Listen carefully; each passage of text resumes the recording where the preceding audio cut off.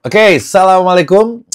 Akhirnya kita memenangkan lagi pertandingan. Sorry, gue baru bikin video karena emang gue udah mungkin seminggu lebih gue nggak bikin video sama sekali. Gue lagi sibuk banget, ini akhir tahun, gue lagi kejar-kejaran. Waktunya lagi nggak leluasa untuk bikin video. Tapi kayaknya gue setelah ini akan menjadi video gue ngerutin lagi ke depannya, mudah-mudahan.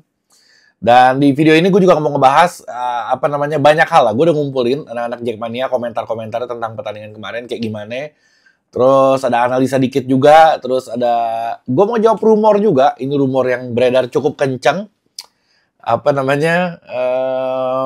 Ya nanti gue akan singgung lah di tengah atau di akhir video. Jadi kalian nonton sampai habis. Buat kalian informasi ini yang lagi gue pakai, ini dari Fight. Fight ini kalian udah tahu lah, ini bertebaran di mana-mana produknya. Sering banget kalian lihat di stadion. Ya Fight ini, lo cek deh Instagramnya, lo cek IG-nya, nanti gue taruh di deskripsi. Atau gue cantumin nanti namanya di layar ini.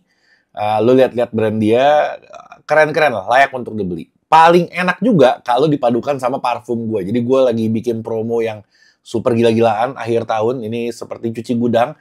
Kalau lo beli satu, gue akan gratiskan satu botol lagi. Bayangin, nih, misalkan nih gue ambil contoh, misalkan salah satu aja ya. Misalkan lo beli yang ini, gue akan kasih gratis satu botol lagi parfum yang seperti ini. Dan ada beberapa macam lah varian gratisnya. Jadi apapun yang kalian beli dari toko Shopee gue, lo akan mendapatkan gratisnya di akhir tahun ini. Oke, gue mau mulai. Di awal-awal kita menyerang juga. Ada satu peluang dari, kalau nggak salah dari Gayos yang long shot dari luar kotak penalti. Terus ada juga sundulan dari Gustavo. Sekitar menit 20-an kalau nggak salah itu, Simic juga ada peluang long shotnya, tapi belum menjadikan itu sebuah gol. Dan sampai akhirnya kita berhasil dapat gol dari bola mati yang benar-benar mati bolanya. Dari corner tanpa kesentuh langsung masuk dalam gawang. Ini gol yang fenomenal. Mungkin ini akan menjadi goal of the season ya. Mungkin akan menjadi goal of the season musim ini. Tapi bagus, tapi di lain sisi kita bisa ngegolinnya hanya dari bola mati gitu. Yang bola matinya tuh bener-bener direct dari corner yang jarang terjadi. Tapi ini harus menjadi catatan. Maksud gue, kita dari open play agak kesulitan. Walaupun ada beberapa peluang, tapi kita ada agak sedikit kesulitan. Mainnya bagus apa enggak? Menurut gue biasa aja. Enggak yang bagus-bagus fenomenal banget, enggak. Tapi jelek pun enggak gitu. Soalnya kenapa? Malut ini dia juga bukan yang lagi main jelek gitu. Dia emang tim yang baru, tapi dia bisa ngalahin PSIS 3-1 di kandang PSIS bahkan. Terus dia bisa seri 2-2 lawan PSM. Dan ini 2 pertandingan sebelum kita ya. Dan ini bagi gue catatan yang bagus juga buat dia. Bahkan dia belum pernah kalah sama sekali main di kandang. Kita adalah klub, Persija ini adalah klub yang pertama kali ngalahin Malut itu di kandang gitu. Jadi gue bingung ya, mau bagus tapi nggak bagus-bagus amat mainnya, tapi jelek juga kagak gitu. Dan gue pernah ngomong, evaluasi untuk pelatih itu idealnya sampai paruh musim. Nah sekarang ini nih, idealnya tuh sampai setengah musim, kita baru bisa ngelihat pelatih ini bagus sampai kagak gitu. Nah sekarang udah waktunya, dan menurut gue ya, kalau gue bisa simpulkan dengan bisa bertahannya di 3 besar ini di paruh musim, terus dengan kualitas pemain yang kadang ada, kadang enggak, terus tiba-tiba dipanggil timnas, yang cedera kayak kemarin Kudela tiba-tiba 3 pertandingan nggak bisa main, Gustavo, terus ada dengan striker Simic yang harus diandalkan di situ, terus kiper yang sempat gonta-ganti. Bagi gue berada di posisi ini tuh udah bagus banget buat Carlos Peña. Jadi Carlos Peña sih buat gue layak dipertahankan, nggak ada debat lagi, dan kita layak coba dia lagi sampai nanti di akhir musim gitu. Jadi bagi gue bagus lah ini cuman memang ganti pemainnya yang agak sedikit nyebelin dari Carlos Peña. Bukan nyebelin salahnya ya, tapi telatnya itu. Tapi masih oke lah. Masih oke sampai kita bisa bertahan di 3 besar sampai paruh musim ini. Oke? Kita banyak keserang dan itu keputusan yang bagus juga dari Carlos Peña mengganti Eduardo dengan Andre Tani. Terbukti Andre Tani juga jago banget, bagus banget permainannya. Jadi sedikit demi sedikit kritikan terhadap Carlos Peña ini berhasil dijawab sama dia. Ini pelatih yang bagi gue ini punya masa depan. Dia bisa panjang lah kayaknya karirnya di sepak bola Indonesia tentunya. Di Persija juga gue yakin nggak akan 1 musim. Kayaknya musim depan juga gue rasa sih dia masih bisa bertahan di Persija Jakarta. Apalagi kalau misalkan ditambahin sama pemain-pemain yang lebih berkualitas daripada sekarang. Mudah-mudahan bisa seperti itu. Oke? Terus apa lagi? Carlos Peña bilang kayak gini di konferensi persnya, dia bilang pertandingan yang sangat sulit bagi kami. Kami sudah tahu sebelum datang ke sini. Kalian, media maksudnya, mengatakan kepada saya kemarin bahwa Malut belum terkalahkan di kandang sendiri, kata si Peña. Oke? Kami berkompetisi di level yang sangat tinggi. Kami bertahan dengan sangat baik bagi dia. Emang bagus banget sih. Gue ngeliat adanya Hansamu itu bikin kekuatan kita semakin oke banget, semakin nambah. Hansamu udah lama absen, dimainin bagus, dimainin match kedua juga bagus juga. Ya memang dasarnya punya kualitas aja. Jadi walaupun dia cedera panjang, ternyata ketika dia dimainin, ya performanya masih bagus banget gitu. Oke? Gue ulangin, kami berkompetisi di level yang sangat tinggi, kami bertahan dengan sangat baik, jadi sangat senang bisa menyelesaikan putaran pertama dengan 31 poin. Ini oke banget lah. Gue lupa musim kemarin kita paruh musim tuh berapa poin, gue lupa deh. Saya bangga dengan tim saya karena terus berjuang, terus bertahan dengan baik dan memanfaat peluang dengan sangat baik. Kami senang dengan hasil ini. Oke? Jadi sedikit gue juga ngelihat kayak Firza Andika di 2 pertandingan terakhir, entah kenapa performanya nggak seperti biasa. Jadi kalau misalkan kita bilang dia nggak bermain bagus, bukan secara keseluruhan, tapi memang pemain kan ada flopnya gitu. Ada ketika dia lagi bagus, ada ketika dia lagi turun. Memang biasa dalam dunia sepak bola pemain kayak gitu. Nah, sekarang di Firza Andika ini lagi kurang oke dia. Kalau Rio Fahmi ya so-so aja, bahkan dia kemarin juga ada umpan-umpan yang bagus, tapi ya sering kehilangan bola, tapi masih oke. Terus untuk pemain lainnya, Gayos awal-awal banyak bikin kesalahan passing, tapi ternyata dia berhasil nyetak gol, jadi termaafkan semua. Kalau Gustavo gue rasa dia kayak kehilangan tektokan. Simic juga nggak berjalan dengan sangat baik kemarin, jadi kayaknya Gustavo butuh duet yang cukup mumpuni lah untuk membackup tektokan dari dia. Simic kayaknya lebih lambat, Gustavo-nya terlalu kencang, Simicnya lebih lambat, jadi nggak sinkron gue rasa. Harusnya sih Witan dipaksa di depan situ masih bisa sih untuk menemani si Gustavo Almeida. Oke, dikit rumor. Ini Dewangga kenceng banget namanya, diberitakan di mana-mana, banyak orang berharap kalau dia bisa gabung ke Persija. Dan Dewangga ini bukan pertama kalinya disinggung-singgung ke Persija. Kayaknya setiap musim juga Dewangga selalu disebut. Dan itu selalu gagal gitu. Bahkan sekarang ya. Sekarang gue yakin juga ini akan gagal juga.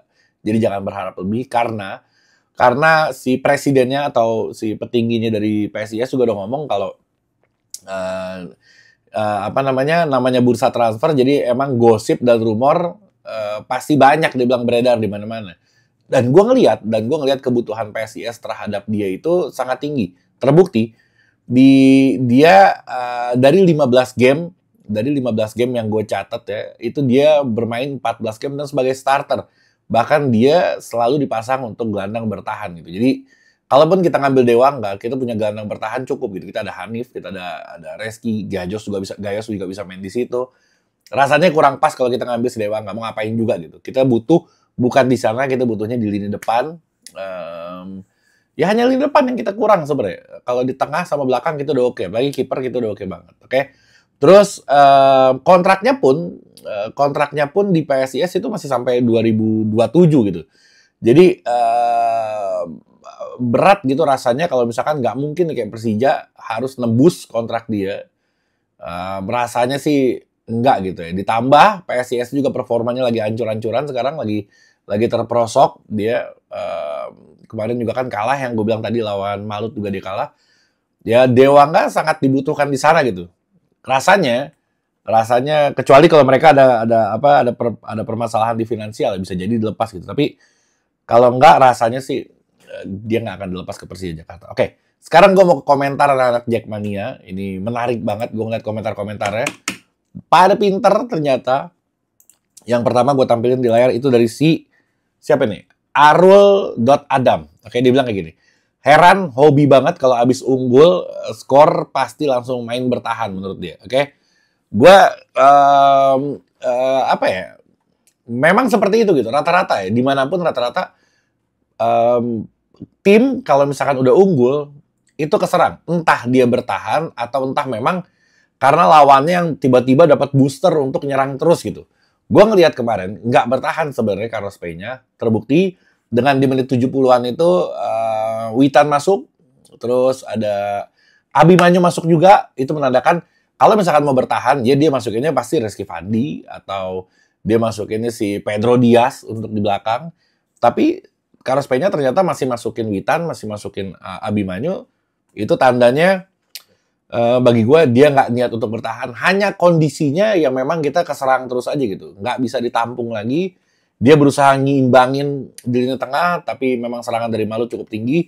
Yance, Sayuri gila banget mainnya, dan bahkan pemain Malut itu bukan pemain yang kelas bawah bagi gue. Itu top banget, dia jago-jago juga gitu pemainnya. Jadi memang kita di akhir-akhir itu ya memang kita keserang, bukan kita yang mau bertahan kalau menurut gue ya.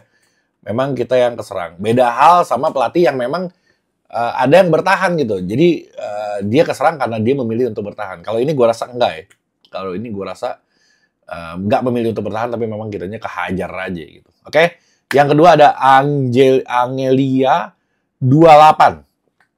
Dia bilang kayak gini, belakang udah aman, benar, bagus banget belakang kita. Mending beli playmaker yang bisa pegang bola. Oke, kayak posisinya Ramon Bueno, cuman kelasnya harus di atas dia mungkin. Terus sama ngalirin bola kayak Ze Valente. Ya, Ze Valente emang agak sedikit disinggung-singgung ke Persija karena dari Skirido yang ngasih kode. Kalau nggak salah gue ngeliat sama Ze Valente dengan gaya yang sama, katanya digosipin kalau Ze Valente ke Persija. Tapi ya gue belum meyakini itu. Oke? Sama beli winger yang bisa nusuk kayak CDB. Udah aman itu. Itu emang apa namanya, gue setuju banget sama ini. Emang ini penilaiannya cukup jeli si Angelia 28 ini.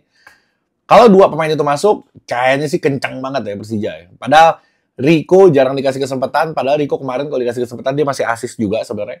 Rico masih bisa lah menurut gue. Dia masih belum habis Rico ini. Cuma kalau ada ini satu lagi, CDB, Ze Valente, kayaknya sih bakal gila-gilaan nih Persija Jakarta. Mudah-mudahan aja. Cuman jangan terlalu berharap. Biasa kita kalau berharap suka kecewa. Oke? Yang berikutnya dari Idris. Pendapat gue, Peña ini harus lebih cepat ke pergantian. Terutama ganti Simic. Jangan dipaksakan Simic main 80 menit. Orang udah 60 menit kelelahan. Sepakat gue. Sepakat banget. Lu juga kalau misalkan ada nggak setuju, lu komentar aja di bawah. Kali ada perbedaan pendapat. Jadi itu semakin seru gitu. Apa namanya? Analisa-analisanya.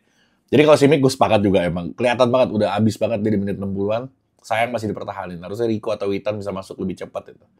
Yang berikutnya ada Reynaldi. Reynaldi di akhir babak kedua yang harus possession malah lebih memilih keserang terus. Perlu diperbaiki konsistensi di akhir pertandingan selanjutnya. Tadi gue udah bahas itu sama kaitannya dengan yang apa namanya yang bertahan. Oke. Kayaknya itu nanti kayaknya sih akan ada rumor-rumor menarik. Jadi ditunggu aja. Kalau ada rumor sedikit gue langsung bikin videonya dan gue akan meng-cross check dulu semasuk apa akal apa rumornya. Kalau misalkan rumor-rumor asal-asalan, gue males nanggepinnya. Tapi kalau yang nanti sekiranya gue dapat bocoran, gue akan sampaikan ke kalian. Oke? Sekian dari gue. Assalamualaikum warahmatullahi wabarakatuh.